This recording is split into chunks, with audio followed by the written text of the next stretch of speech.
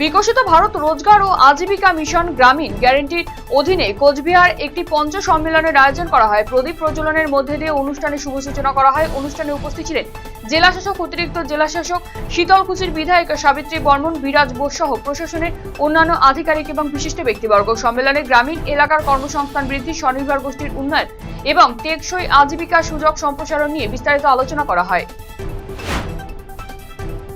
মালদার হরিশ্চন্দ্রপুরে কোটি টাকার কঠিন বজ্র ব্যবস্থাপনার প্রকল্প কার্যত মুখ থুবড়ে পড়েছে বলে অভিযোগ। একসময় বাড়ি বাড়ি থেকে আবর্জনা সংগ্রহ এবং জৈব সার তৈরির লক্ষ্যে শুরু হওয়া প্রকল্প এখন বন্ধ। ফলে বিভিন্ন এলাকায় আবর্জনা জমে দুর্গন্ধ এবং মশামাছির উপদ্রবে নাজেহাল বাসিন্দারা। ঘটনায় বিজেপির দুর্নীতির অভিযোগ তুললেও তা অস্বীকার করেছে তৃণমূল। অভিযোগ প্রমাণিত হলে ব্যবস্থা নেওয়ার দাবি জানিয়েছে শাসক দল। অগস্ট থেকে দক্ষিণ দিনাজপুরে শুরু হচ্ছে জনগণনার কাজ। ফলে এই বিষয়ে সাধারণ মানুষকে সচেতন করতে বিভিন্ন ব্লকে মাইকের প্রচার করা হবে জেলা প্রশাসনের পক্ষ থেকে। মঙ্গলবার সেই প্রচারের গাড়ির সূচনা করলেন জেলাশাসক বালা সুব্রমণিয়ামটি। এদিন জেলা প্রশাসনিক ভবন থেকে ট্যাবলো রওনা দিয়ে বিভিন্ন ব্লকে জনগণনার প্রচার করবে।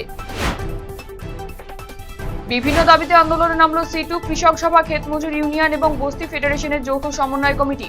মঙ্গলবার কালিয়াগঞ্জ বিডিও অফিসে 24 দফা দাবির ভিত্তিতে সুকান্ত মোড় থেকে মিছিল শুরু হয়। পরে তা গিয়ে পৌঁছয় বিডিও অফিস চত্বরে।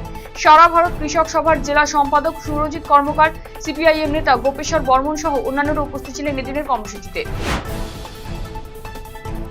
উত্তর দিনাজপুর জেলার রায়গঞ্জের কর্ণজোড়া অডিটোরিয়ামে অনুষ্ঠিত হল বিকশিত ভারত জি রামজি প্রকল্পে জেলা স্তরের পঞ্চম সম্মেলন। মঙ্গলবার দুপুরের এই অনুষ্ঠানে উপস্থিত ছিলেন উত্তর দিনাজপুরের জেলাশাসক বিবেক কুমার, কালিয়াগঞ্জের বিধায়ক উৎপল ব্রহ্মচারী, হেমতাবাদের বিধায়ক হরিপদ বর্মন সহ জেলা প্রশাসনের একাধিক আধিকারিক, জনপ্রতিনিধি এবং বিভিন্ন গ্রাম পঞ্চায়েতের প্রতিনিধিরা।